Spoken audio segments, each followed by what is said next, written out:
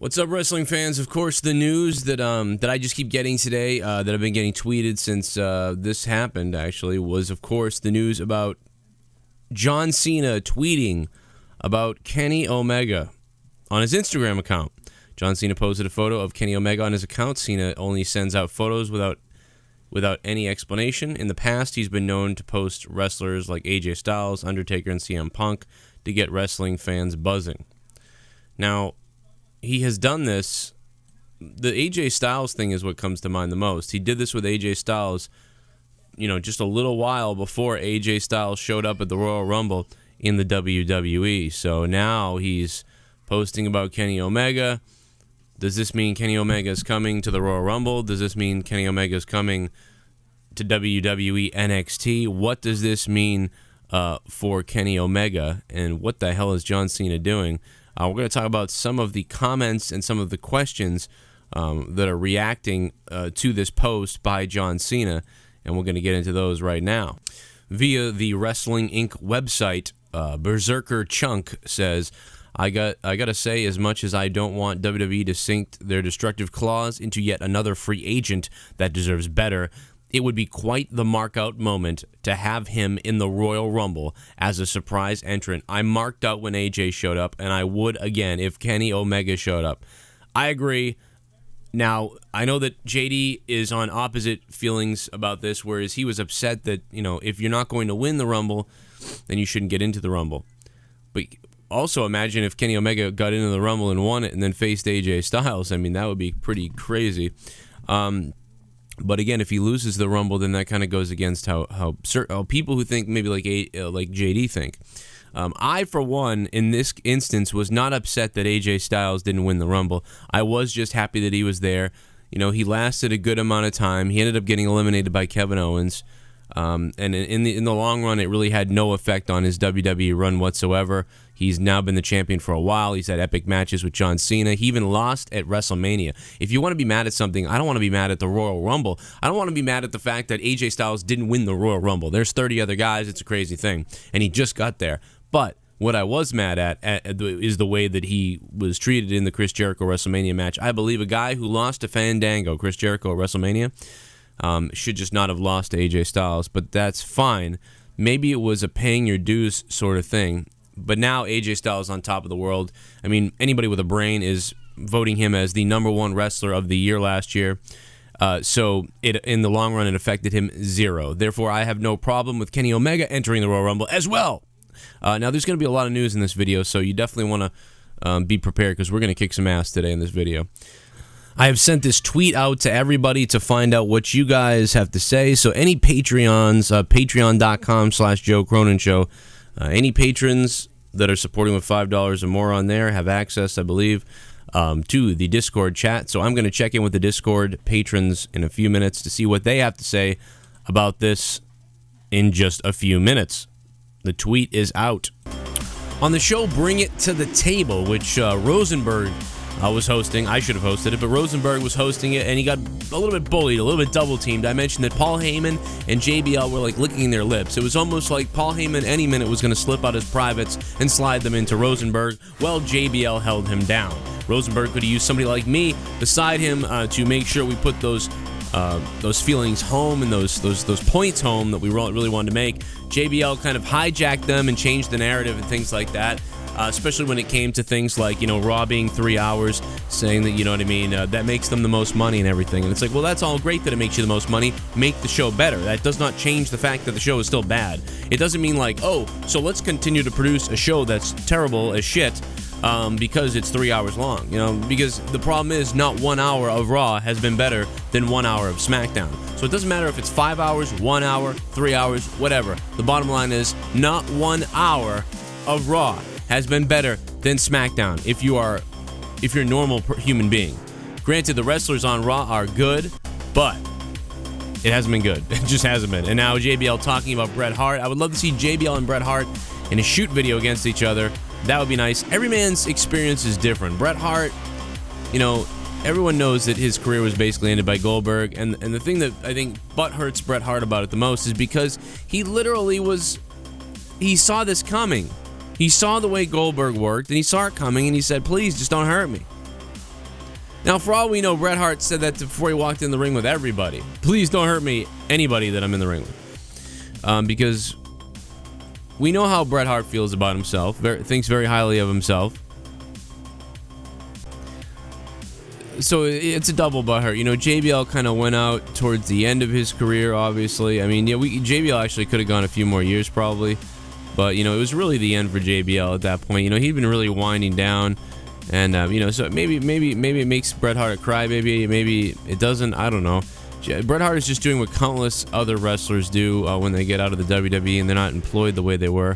They do shoot interviews. They get paid to talk about wrestling and the behind the scenes and their real thoughts. So I totally get it. But I think JBL in some of these videos, especially maybe people that really know JBL, I believe JBL has been a bit of a suck-up in many of these videos. I mean, you know, Rosenberg asked him these questions and all that stuff. I mean, it went so far that Rosenberg even, like, started losing self-esteem and started calling himself an idiot or something like that. I'm an idiot fan. No, don't be ashamed to be who you are. You have your opinions, and that's it. You know, JBL actually, like, you know, JBL tried to recover him. I think JBL felt bad for him. You know, people always talk about JBL being a bully, but, you know, I think JBL tried to recover him and say, you know, you're not an idiot, you know.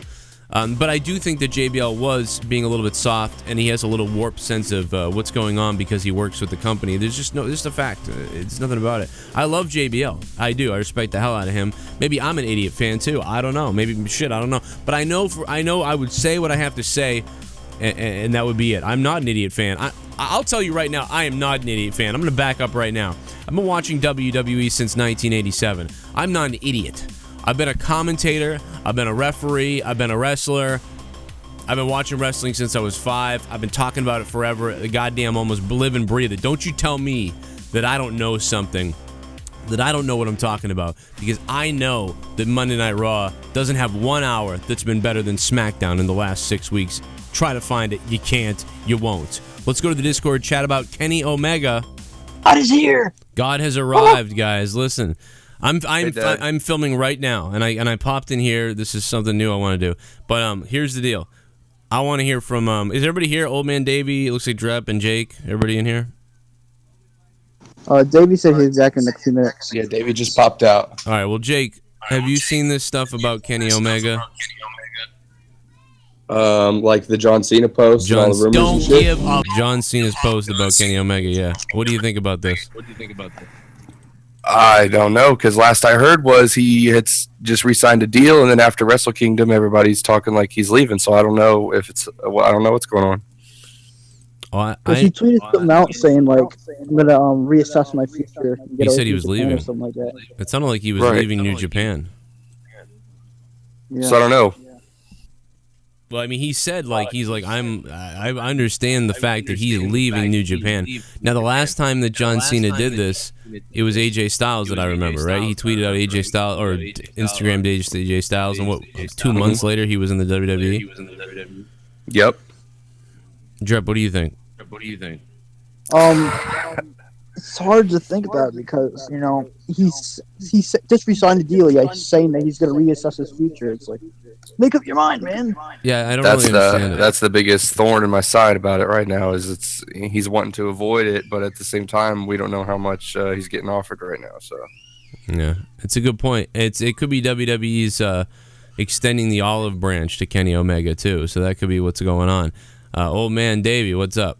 Hey, what's going on, Joe? How you doing, man? All right. What do you think? I'm recording right now. I just popped in here for a few minutes, and I want to see what you thought about Kenny Omega being tweeted by or being Instagrammed by John Cena.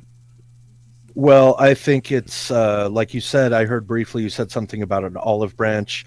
That's kind of what it sounds like. They're opening lines of communication, potentially, you know, to see if maybe one day, maybe not anytime soon, but maybe one day if they could get Kenny in there.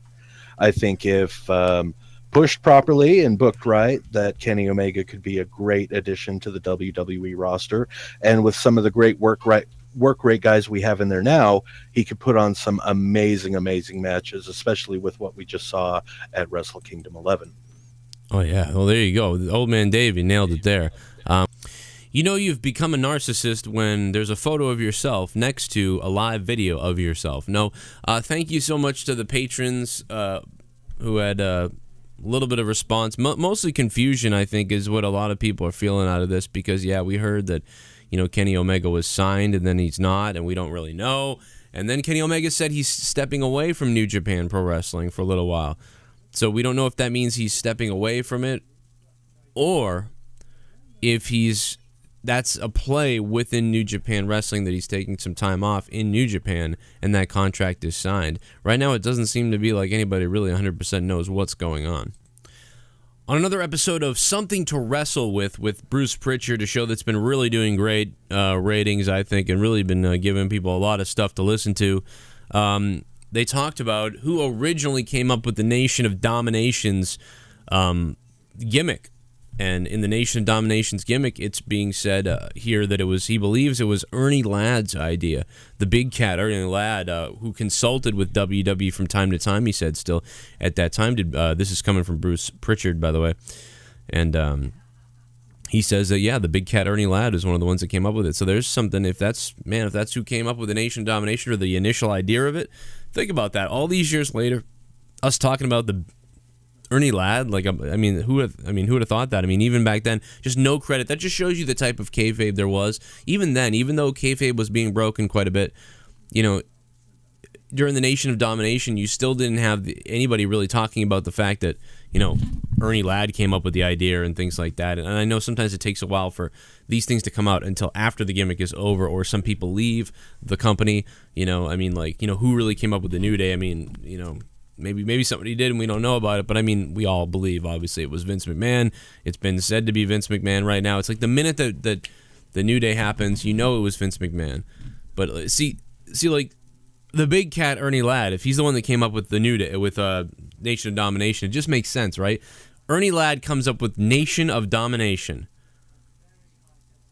Vince McMahon comes up with a black group, and it's... I mean, but anyway, the New Day, though, Big E, Xavier Woods, and Kofi Kingston ran with this thing. They killed it. They nailed it. I love these guys.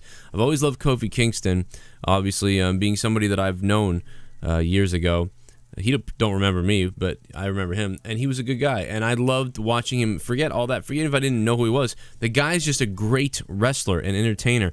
He was missing that character portion of himself, but they found it somehow in the New Day. I mean, Kofi isn't that much different. He just kind of plays up the fun a little bit. But in playing up the fun, that's what Kofi apparently is good at. He never seems to work as a heel, and as a face, it becomes generic what he does. But in the New Day, it shines because it's not just playing up the good guy stuff. He's got a little bit of a sparkle to it that he didn't have before. And no, I'm not calling him homosexual. There's nothing wrong with that if he is, which he's not. But the bottom line is, because I know if I call some guy a sparkle, I'm going to get comments down below. But he's pretty good looking, though. I mean, I'd probably. What just happened? I don't know. Anyway, back to the wrestling news right here on the Joe Cronin Show. I want to remind you guys, make sure to follow me on Twitter at Joe Cronin JCS. Also in the wrestling news, more news coming from WrestleInc.com about WWE, and this pertains to Monday Night Raw. And you just made the list! You just made the list! I'm trying to do it as good as Jericho. You know what? You just made the list! That's not as good. You just made the list! You just made the list! I'm sorry. I just don't have it today. I don't know. WWE announced yesterday that Roman Reigns will put his title on the line against Kevin Owens, Chris Jericho, a 2-on-1 match on this week's episode of Raw. So the question is, who will leave Raw as champion? This is something that Wrestling Inc. has posted on their website, and they have posted a poll. 1,993 votes casted. At least they say they do. Jericho's in second place. Roman Reigns is in first. And Jericho, Owens, they believe will both win the title somehow, I guess. I would go with Chris Jericho because then both Owens and Jericho would hold both titles. It would allow them to sort of be this new sort of stable, this antagonist stable, like a D-Generation X sort of thing. I mean, they're kind of become that in a way. The very, very watered down, very... not memorable for the most part DX group. I mean, let's face it. You just made the list is great. Chris Jericho's list, this stuff is all good, but it's even though it's entertaining for the moment, it's definitely subpar. I mean, we will always remember this at this point, but because it's PG and it just doesn't take, it's not as dangerous as it should be. It should take more chances. If they could take more chances with it, it would do so much better. Jericho, very clever. It's very good. It's one of the best things about Raw. I mean, so that's good. But even that, it's just, Raw is not that good. Kevin Owens is, again, these guys have amazing chemistry together, and it is awesome. But Kevin Owens, that whole, like, I'm a fighter mentality is sort of taking a back door. And I just can't, and I blame some of this also on Mick Foley and Stephanie. I have no idea what Mick Foley and Stephanie are doing. As much as Kevin Owens and Chris Jericho can shine, Mick Foley, I'm sorry, I love Mick Foley. I love him so much. You know I do. You know I do. But these two on television right now is terrible.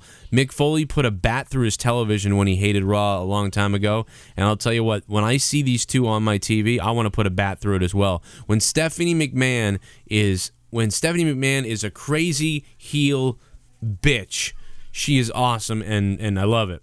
When Mick Foley is just this babyface goof GM, and then Stephanie is some kind of hybrid, we don't know what she's thinking, I have no idea. Get them off the television. I mean, they are just, it is awful. It is painful to watch these two on television, yet I know they're really good entertainers. But whatever the scripts are, or what, I think it's the scripts and the over-scripting and the over-remembering what they have to say, and it just doesn't come off. It comes off as like they're playing off each other, and they're almost smiling at each other while they're reading their lines to each other, or trying to memorize their lines, or when they're delivering to each other. Because, you know, almost Stephanie is like smiling like, is he going to remember to say it? Okay, Mick. It's like she's trying to see if he'll remember to say it. And then he's almost trying to remember if what he just said is real. And, man, it just comes off so terrible. Like, it comes off like a bad Saturday Night Live skit or something. WWE used to be so authentic feeling that you were like, is this real? Is this really happening? When it is so bad. It's like atrocious. It's sad, and it's terrible. It needs to stop. I can't stand seeing Stephanie and Mick Foley anymore on Raw. That opening segment last night on Raw was cancerous. Like, it was absolutely abysmal and terrible, and they should be, frankly, somebody should be embarrassed. Somebody should be embarrassed over there, and I don't know. Explain to me how somebody isn't embarrassed who works on Raw. Or are they that delusional? Do you not see the ratings dropping? Do you not see the viewership dropping? Do you have any idea? You just made the list! Damn it. Damn it. You just made the list! You just made the list! Oh.